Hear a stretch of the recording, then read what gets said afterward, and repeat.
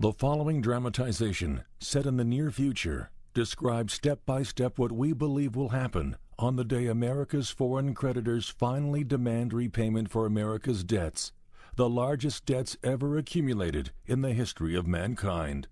Our politicians, both Democrats and Republicans, believe this day will never come. Meanwhile, the world's biggest bond investor, the world's leading real estate investor, the International Monetary Fund, and our number one creditor, the Chinese, say otherwise.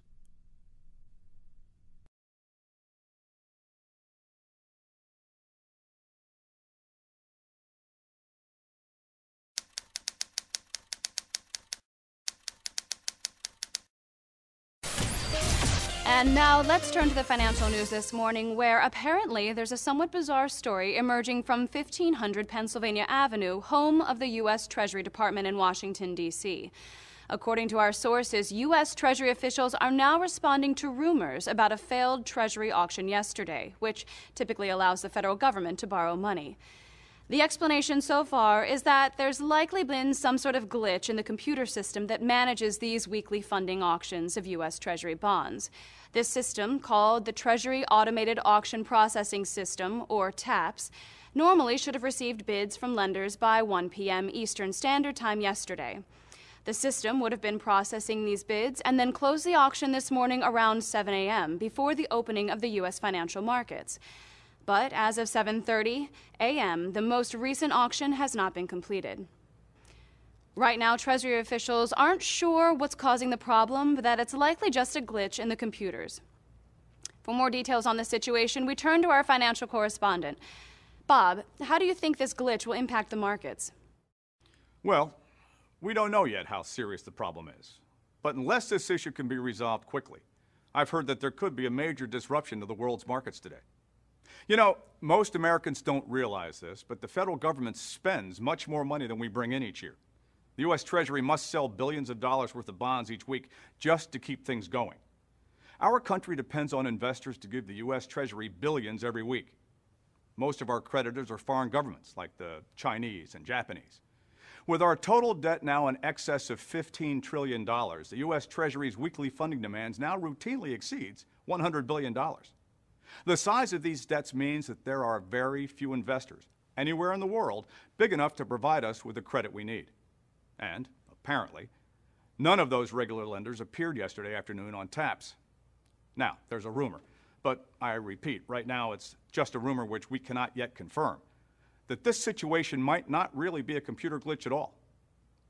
You see, many of our creditors, especially the Chinese, have been warning us for several years that unless the U.S. government stopped printing so many new dollars, and unless Congress balanced its budget, they might abandon the U.S. dollar and the U.S. Treasury market altogether. If this is true, if there's really no bid for U.S. Treasury bonds, well, it's hard to even imagine what might happen around the world. And why are U.S. Treasury bonds so important to the global economy? U.S. Treasury bonds are the foundation of the world's monetary system. Hundreds of various financial instruments, everything from mortgage rates in the United States to the value of stocks in Bangladesh, use the U.S. Treasury markets as a key reference. The price of nearly everything all around the world depends on what investors are willing to spend on U.S. Treasury bonds. If there isn't a price for Treasury bonds this morning, if there aren't any bonds being purchased, if there aren't any willing creditors to the United States of America, this could shut down the markets and cause a panic that's truly unprecedented. And at the moment, there aren't any willing buyers, not a single one. Should be interesting to see how this plays out. Wow, that sounds like it could be a pretty big deal. Again, all we know right now is that there was not a single bid submitted via the TAPS system yesterday when the closed bid auction ended at 1 p.m. Eastern Standard Time. It isn't clear yet if that's because of a computer glitch or a much bigger fundamental problem. Although we don't think it is time to panic, we have an obligation to warn you, our viewers. We'll bring you an update as soon as we have more information. Now let's get a look at the weather.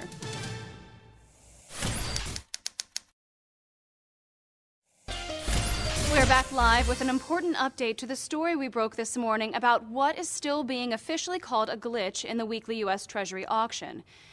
We've just received word from a confidential source that, in fact, the situation is much worse than we first reported. For an update, let's go to Jim live in Washington, D.C.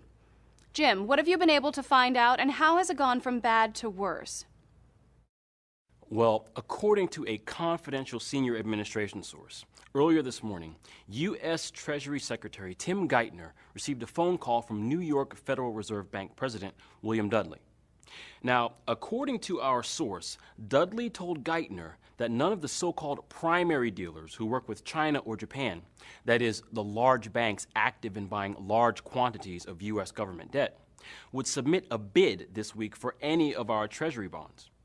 In other words, what officials had described earlier as a glitch this morning is in fact a very significant change in the availability of credit for the U.S. Treasury. What does this mean for our nation and our government? Well, every month for the last few decades, the Chinese, Japanese, and dozens of other nations around the globe have taken part in closed bid auctions run by the U.S. Treasury and purchased U.S. government debt. And as usual, yesterday's auction ended at 1 p.m. Eastern Time. But here's the interesting thing. For the first time in many years, China and Japan, who hold nearly half of all the outstanding U.S. government debt, aren't buying at any price.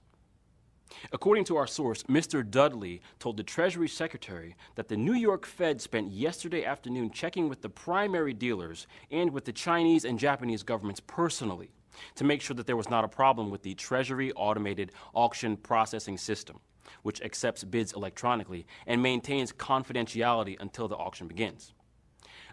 The good news, I suppose, is that the TAPS system is working just fine. The bad news, however, is that no one in Japan or China is interested in buying U.S. debt at any price. Thank you, Jim. So, Bob, how will this affect the markets today?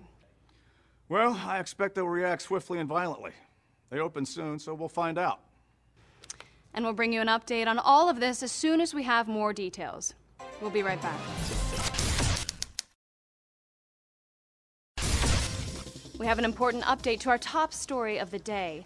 If you're just joining us, there's a strong possibility that we are about to have another major financial crisis here in America because investors around the globe have refused to buy U.S. government treasuries at yesterday's auction. Already, the markets are reacting strongly.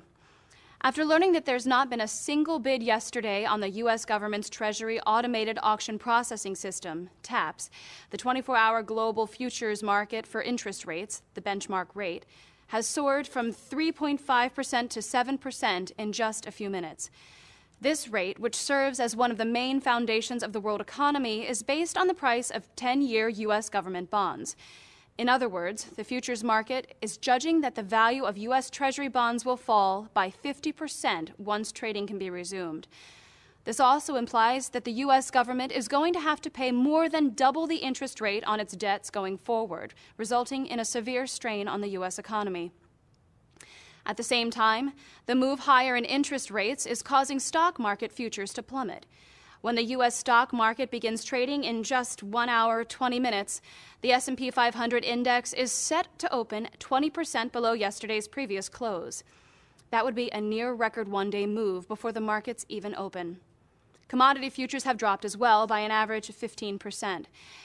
The only notable exception to this huge collapse are the so-called monetary commodities. The price of gold, silver, and oil are moving higher.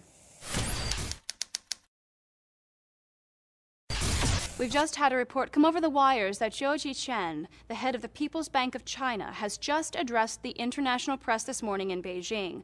Mr. Jiqian stated that he regrets what's happening to America.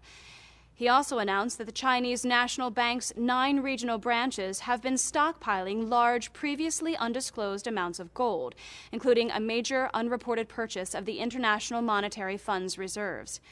A few minutes later, China's Minister of Finance, Xu Xian, announced that the country's national currency, the yuan, will now be fully convertible on every major exchange in the world, and that the yuan is 100% backed by gold. When asked if he's worried about China's U.S. dollar holdings that are reported to top $3 trillion, Mr. Xian replied, "Please do not worry about us. We have more than adequately hedged our entire position, but for the time being, we're not in the business of buying U.S. treasuries."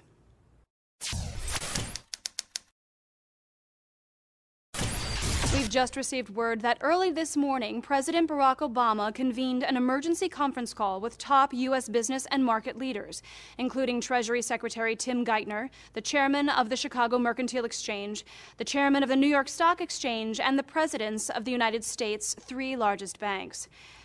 After the call with America's top business leaders, President Obama placed calls to America's wealthiest allies, including Saudi Arabia, Germany, Brazil, India, and France, asking them to step up and to make large purchases of the U.S. Treasuries to help stabilize the U.S. Treasury market.